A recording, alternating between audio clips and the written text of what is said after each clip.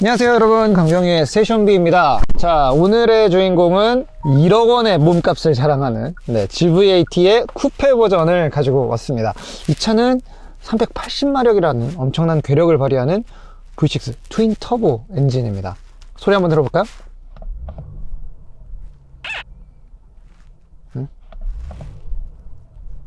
잠깐만, 스포츠 모드. 그래도 쿠페인데. 자, 일단 스포티한 배기음은 둘째 치고 엑셀 리스폰스부터가 좀 뭐가 둔하거든요. 어쨌건 오늘 시승 한번 시작해 보겠습니다. 뭐 괜찮겠냐? 자, 이 차 명실상부 우리나라 최고 몸값의 SUV에 해당되는 모델입니다. 그리고 국산에서 정말 최초로 제대로 시도되고 있는 럭셔리 브랜드에서의 쿠페형 SUV이기도 하죠. 정말 약간 이 쿠페형 SUV가 대세가 된 지는 몇 년이 지났는데도 불구하고 국산 브랜드에서는 아직까지 본격적으로 이 분야에 대한 시도가 생각보다 좀 더디게 진행되고 있었습니다. 뭐 르노 삼성에서 보여준 모델 정도가 쿠페형 SUV라고 할까요?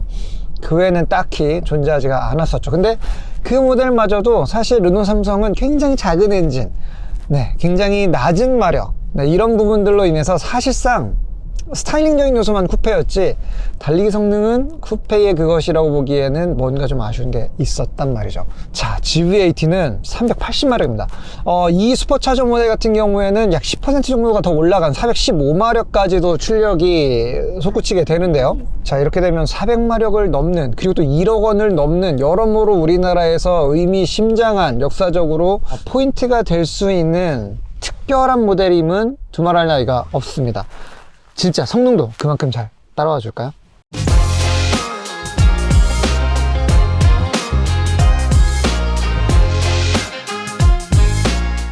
자, 이 차의 주행 모드는 터레인 모드, 오프로드 모드를 제외하고 온로드 모드 기준으로만 봤을 땐 4가지.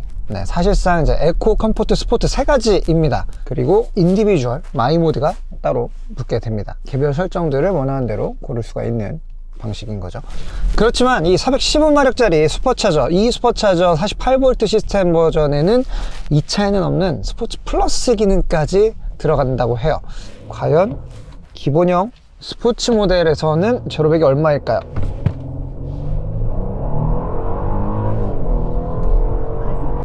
6초 0. 이 숫자를 어떻게 해석해야 될지 생각이 좀 많아집니다. 6초 0. 사실 일반인들 기준으로 6초 플랫이면은 사실 굉장히 상쾌한 가속감인 거는 맞아요. 하지만 쿠페형의 뭔가 이 6기통, 요즘에 이 6기통의 트윈 터보 엔진이라고 하면은 사실상 과거의 거의 V8급이거든요. 그러니까 출력으로는 사실 어디 가서 밀릴 그러한 스펙이 전혀 아닌 차량인데, 보통 이 정도 세그먼트라면 과연 이 차가 4초대는 들어올 수 있을까? 아니면 5초 플랫 정도는 그래도 끊어주겠지, 이런 기대로 시동을 걸었거든요. 사실 그 기대에는 살짝 못 미치는 파워 중량비를 보여주는 것 같습니다.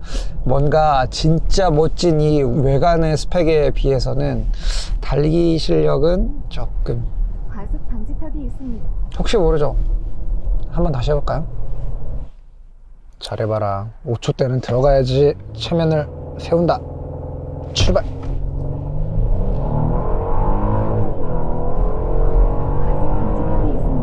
이 변속할 때의 딜레이가 약간 주춤주춤합니다. 이 8단 자동 변속기 스포츠 모드에서도 그렇게 스포티한 변속을 보여주지는 않고요.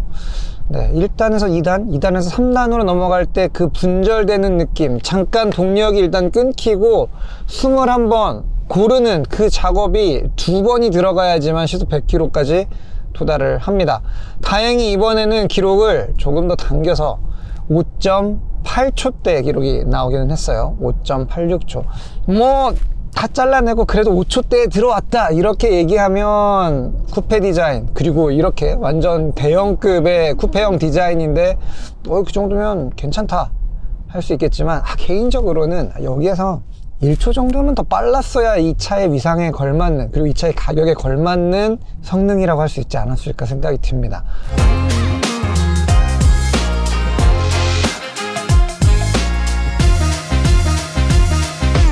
네, 여러분, 사실 1억짜리 자동차는 사실 누군가에게 꼭 필요해서 사는 차는 아니죠. 이제 그 정도 되면 그 차를 원할 수 있게끔, 뭔가 이성이 아니라 이 감성적인 영역으로 논리적인 영역을 초월해서, 그 뭔가 이성적인 영역을 초월해서 끌어당김이 있을 수 있는 그 무언가를 보여줘야 합니다. 근데 일단 사운드나 가속 성능 면에서는 그런 부분들 조금 아쉬운 것 같아요. 자, 하지만 이제 그 다음에 감성적으로 느껴지는 부분은 뭘까요? 네, 그 다음에는 촉감이죠. GV80 쿠페의 실내는요, 일단은 풍부하다라는 형용사가 떠올라요.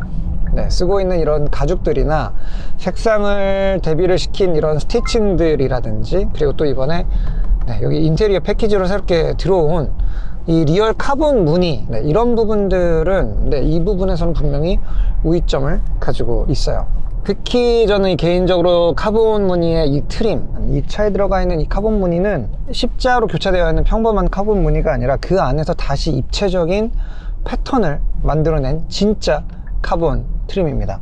네, 이 스포츠 모드는 엔진이 그렇게 많이 성향이 스포티해지지는 않습니다. 오히려 이제 댐핑이 상하이 이 바운스의 어떤 주파수의 변화, 이 부분이 좀 더 확연하게 느껴지는 부분들이고요. 미션과 그리고 엔진의 반응은 이것보다 조금 더 스포티하게 충분히 다듬을 수 있지 않았을까. 네, 이거는 뭐 거의 컴포트 모드라고 큰 차이가 느껴지는 부분들은 아닌 것 같아요. 승차감은 컴포트에서도 기본적으로는 약간 단단함이 있습니다. 제가 GV80 이 논 쿠페 버전, 기본형 버전을 시승한 지가 그래도 한 1, 2년이 됐기 때문에 좀 기억이 좀 가물가물하긴 합니다만, 그 모델보다 조금은 더 단단한 느낌으로 하체를 조여놓은 것 같은 느낌이 있어요. 그리고 이 차량에는 옵션으로 22인치의 휠이 좀 들어가 있습니다. 저라면 선택하지 않았을 스펙이거든요. 네, 그래서 이 차량의 승차감은 아주 컴포트하다, 이렇게 보기에는 좀 어렵습니다. 분명히 서스펜션은 컴포트하게 일하려고 노력하고는 있지만, 이 타이어 자체가, 이 저편 병비의 타이어가 주는, 초대형 림이 주는 그 1차적인 임팩트의 그 충격이 기본적으로 댐퍼를 좀 크게 흔드는 경향들이 있어요. 그래서 특히 이렇게 저속으로 시내 구간들을 많이 다니시는 분들이라면은 뭔가 댐퍼가 일을 해주기 전에 이미 차체가 그냥 그 충격을 받아버리는 약간 이러한 느낌들이 상대적으로 조금 단단하다 느껴질 수가 있을 것 같은데, 오히려 속도를 좀 올리고 나면 그런 느낌들은 누그러드는 것 같습니다. 저는 이 디지털 디스플레이를 쓰는 거는 사실 원가를 절감하기 위한 대중 브랜드들이 기존의 기판 없애는 데에서는 가장 효율적인 방법이라고 생각하지만, 고급스러움을 줘야 되는 이 프리미엄 브랜드나 럭셔리 브랜드에서는 굉장히 쓰는 걸 심사숙고해야 되는 아이템이라고 생각합니다. 이게 결코 고급스러운 느낌을 주는 게 쉽지가 않은 하드웨어예요. 만약 쿠페 모델이라면 차라리 좀 과감하게 진짜 커브들을 써서 뭔가 좀 색다른 이미지를 연출해 줬다거나, 아니면 저는 오히려 이런 쿠페형 모델들은 이 디스플레이 크기를 줄이고 화면 자체를 조금 더 명료화하는 게, 그리고 또 하나 조금 이해가 안 되는 거, 이거 이제 옵션으로 선택하는 거긴 하지만, 우리 운전자의 눈을 감시하는 요 센서가 이렇게 튀어나와 있는데요. 자, 이게 밑에서 튀어나와 있고 이 위쪽에서는 운전대로 가려지기 때문에 사실상 이 전방에 있는 계기판을 가림 없이 이렇게 딱 눈에 들어오는 그 위치를 찾는 거는 불가능합니다. 아무리 이 텔레스코픽을 잘 조절을 해도 모니터의 양쪽 어느 순간들은 다 깎여 나가거나, 아니면은 위쪽을 확보하기 위해서 이걸 위로 들게 되면 화면의 아래쪽이 이 센서에 의해서 가려져 버리는 약간 이러한 좀 물음표가 많이 뜨는 설계를 가지고 있어요. 이럴 바에는 차라리 헤드업의 기능을 집중하고, 아래쪽은 정말 스포티하게 조금 더 컴팩트한 화면에 필수, 딱 필요한 그런 정보들을 예쁘게 작게 배열을 하는 이러한 디자인이 더 좋지 않았을까라는 생각을 계속 하게 됩니다.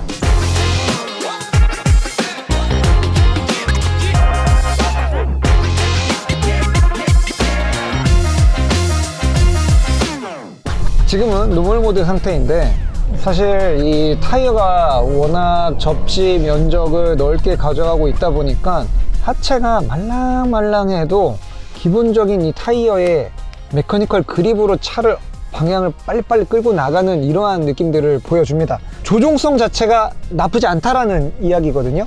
하지만 그 조종성과는 별개로 이 차와 같이 뭔가 호흡을 맞춘다라는 그런 느낌은 들지는 않아요. 네. 스포츠 모드로 바꾼다면 조금 나아질까요?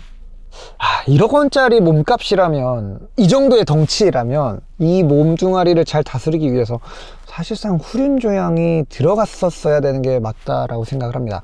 G80 스포츠에는 이미 들어갔잖아요. 근데 사실 GV80 그 차보다 훨씬 더 몸값이 위급이고 처리해내야 되는 중량도 더 큰 모델인데 왜 여기에다가 후륜 조향을 굳이 넣지 않았을까요?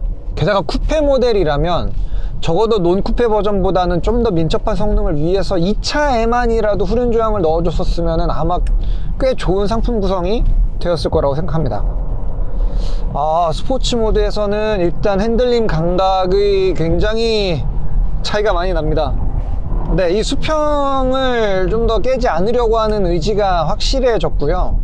그리고 왼쪽 오른쪽 이렇게 턴이 교차되는 이러한 부분에서도 확실하게 그 차의 쏠림 같은 거는 줄어들었고, 그리고 초기의 리스폰스 같은 것들도 빨라졌습니다. 다만 그 변화의 폭은 리스폰스, 초기의 입력 반응 부분에 대해서만 있고요. 일단 롤을 하고 그리고 이제 완전히 그립의 한경역까지 들어갔을 때의 버텨주는 속도라든지 그 G값의 변화는 사실상 컴포트 모드랑 동일한 것 같아요. 쿠페라면 조금 더 과감한 세팅으로 갔었어도 좋았을 것 같은데 말이죠. 변속 같은 경우에도 다운시프팅을 바로 쳐줬으면 하는 부분에서 그냥 내리지 않고 해당 기어로 버텨주는 이러한 반응들도 가끔 나옵니다. 그러니까 전체적으로 이 차는 쿠페긴 하지만 모든 성향들은 여전히 컴포트 쪽을 향하고 있어요.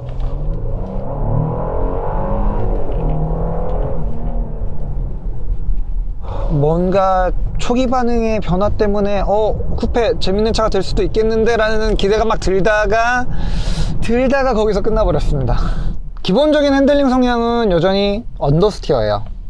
쿠페 버전이라고 해서 뭔가 좀 더 꼬리가 잘 돌아가게끔 만들어 놨다거나 하는 어떤 개발자들의 의도가 딱히 더 담겨 있지는 않습니다. 그러니까 일단 주행 감각만 놓고 보자면 이 차는 그냥 좀 더 스타일리시하게 탈 수 있는 익스테리어를 가지고 있는 기존의 GV80의 페이스리프트 버전이다, 이런 결론에 도달하게 되네요.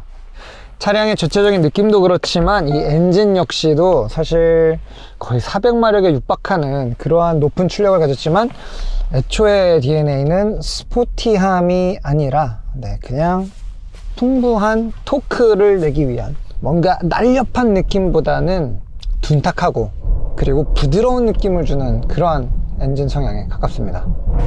보통은 저는 이 노멀 서스펜션 셋업과 스포츠가 있으면 요즘 나오는 웬만한 차들은 노멀 버전이 더 마음에 드는 경우들이 많거든요. 근데 이 차량은 그래도 스포츠 모드가 더 마음에 들기는 합니다. 자, 결국 이 차는 스포츠성으로 어필하는 자동차는 아니라는 이야기인데, 그러면 얼마나 일상적인 영역에서는 편하고 고급스럽고 풍부한 느낌을 줄 수 있을지 그것도 한번 확인을 해보도록 하죠.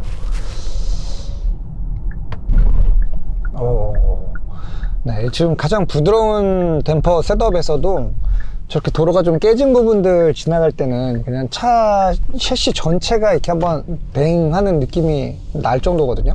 심지어 권장 공기압보다 약간 1, 2psi 정도를 좀 더 뺀 부드러운 셋업임에도 불구하고 그렇습니다. 스타일링을 원하면서도 승차감을 포기하고 싶지 않으시다면 이 GV80 쿠페 22인치보다는 20인치 스펙을 강권합니다. 네, 이 차량의 측면 스타일링을 보게 되면 2열 부분부터가 살짝 차이가 나기 시작하는데요. 2열 부분은 미묘하게 이 위쪽 라인이 떨어지는 그 호가 한 뼘 정도쯤 뒤에서부터 시작이 되고요. 그리고 사실 뒤쪽에 이 도어 크기 자체는 생각보다 그렇게 큰 차이는 나지 않거든요. 하지만 뭔가 날렵한 느낌을 주기 위해서 유리창의 채광 면적 자체를 줄이는 디자인을 써야만 했어요. 자, 그렇다는 얘기는 생각보다 이 유리창 부분으로 날렵한 느낌의 어떤 시각적인 효과를 주고 있을 뿐이지 루프 라인이 떨어지는 그 위치는 기존 모델이랑 의외로 큰 차이가 나지 않습니다. 그 말은 2열에 충분한 헤드룸을 확보할 수 있는 디자인을 갖췄다는 거죠. 사실 그래서 2열의 착석 느낌은 꽤 괜찮습니다. 게다가 옵션으로 2열을 전동 시트를 넣는 것도 이 차에서는 가능하기 때문에 만약에 뒤에 누군가 자주 태우는 그런 라이프스타일이라고 하신다면은 쿠페형이기 때문에 2열 승차하는 사람들이 뭔가 피해를 보거나 감수해야 되는 어떤 불편함은 거의 없다고 보시면 될 것 같아요. 1시간 남짓 타보고 있지만 사실 외관에 이 스타일링적인 차별화 외에는 그 다음에는 잘 모르겠어요.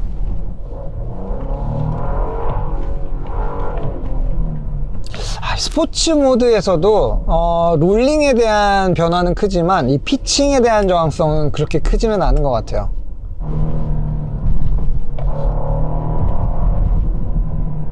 자, 스포츠 모드로 놓고 매뉴얼 상태에서 풀스로틀을 해보면 네, 거의 뒤쪽으로 앞쪽보다는 한 30-40% 정도 더 높은 토크가 가고 있는 걸 확인할 수가 있거든요.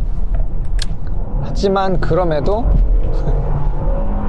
네, 뭔가 파워 슬라이드나 뭔가 우리가 기대하는 그런 재미있는 느낌의 움직임은 나오지는 않네요.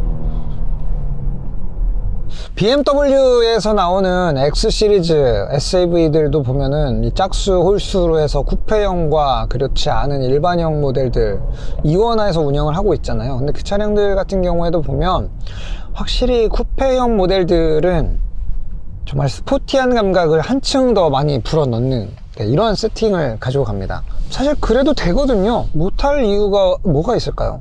어차피 정말 그냥 루프라인 하나의 변화 때문에 이 두 가지 차종 사이에서 선택지를 주는 것보다는 확실하게 컨셉이 정해져 있는 차량들, 각각의 매력이 또렷한 차량들을 고르는 게 소비자 입장에서도 더 즐거운 고민이 되지 않을까요? 제대로 된 쿠페를 선보여야 되는 건 제네시스 브랜드의 숙명이라고 생각합니다. 그게 럭셔리거든요. 정말 그 제네시스 쿠페, 지금까지도 우리나라 모터스포츠 씬에서 살아 숨쉬는 불사조들, 이미 10여 년 전에 나왔던 제대로 만든 FR 차량이라는 그 존재의 의의만으로 지금까지 그 차를 대체할 수 있는 자동차가 국내에서 N이 나오기 전까지는 없었습니다. 결국 그런 쿠페는 현대가 아닌, 기아가 아닌 바로 제네시스가 제대로 다시 만들어줘야 되는 부분인데요. SUV에서의 쿠페는 분명히 그 한계가 있었던 것 같습니다. 만약 GV80 쿠페를 구매 고민 중이시라면요, 저는 제가 산다면은 옵션 구성은 이렇게 할 것 같아요.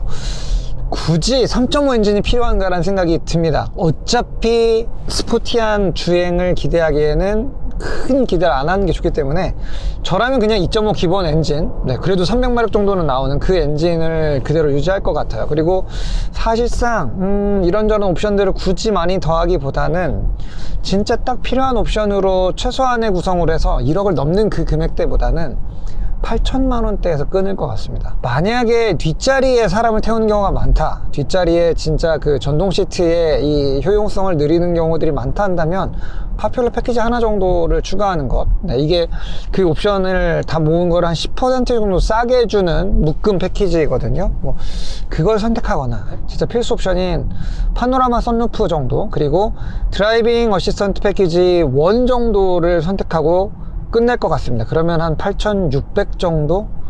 네, 그 정도 금액에서 차량의 신차 가격을, 출고 가격을 맞출 수가 있게 되거든요.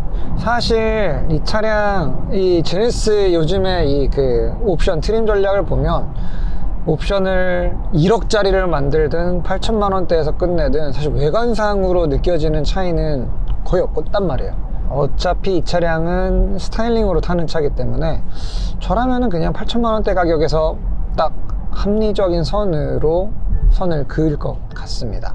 사실 저는 진짜 좀 기대하는 거는 이 차량의 2.5 터보의 하이브리드 파워트레인계 조합이 왜 안 들어오는지 모르겠어요. 제네시스 브랜드가 완전한 내연기관 아니면 지금 이제 그냥 완전 배터리 BEV 쪽으로만 가고 있거든요. HEV 좀 제발 고려해봐 주세요. 굉장히 좋습니다. 그게 브랜드의 친환경적인 어떤 명분에 거슬리는 요소가 전혀 아니거든요.